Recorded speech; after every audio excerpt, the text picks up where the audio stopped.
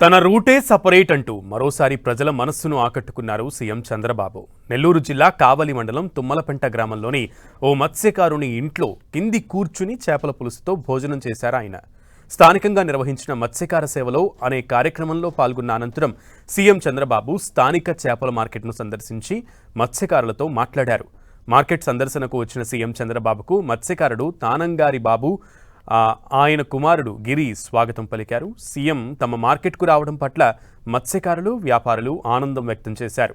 మత్స్యకారుల జీవనోపాధి, చేపల వేట పరిస్థితులు, మార్కెట్లో చేపల విక్రయాలు, స్థానికంగా లభించే చేపల రకాల గురించి మత్స్యకారుడు తానంగారి బాబుని అడిగి తెలుసుకున్నారు చంద్రబాబు.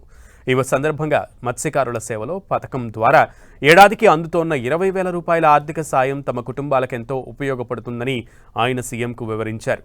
అనంతరం అక్కడున్న మహిళా వ్యాపారుల నుంచి చేపల కొనుగోలు చేసి తానంగారి బాబు ఇంటికి వెళ్లి ఆయన సతీమణి వెంకమ్మ చేత చేపల పులుసు వడ్డించుకున్నారు చంద్రబాబు. ఇక వెంకమ్మ చేపల పులుసు పెట్టే సమయంలో సీఎం చంద్రబాబు అక్కడే ఉండి కూర వండే విధానాన్ని పరిశీలించి సరదాగా కొద్దిసేపు గరిటె తిప్పారు కూడా.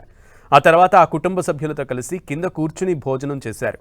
ఈ సందర్భంగా సీఎం చంద్రబాబు స్వయంగా వారికి చేపల పులుసును వడ్డించారు. అనంతరం వారితో కలిసి సీఎం చంద్రబాబు గ్రూప్ ఫోటో కూడా దిగారు.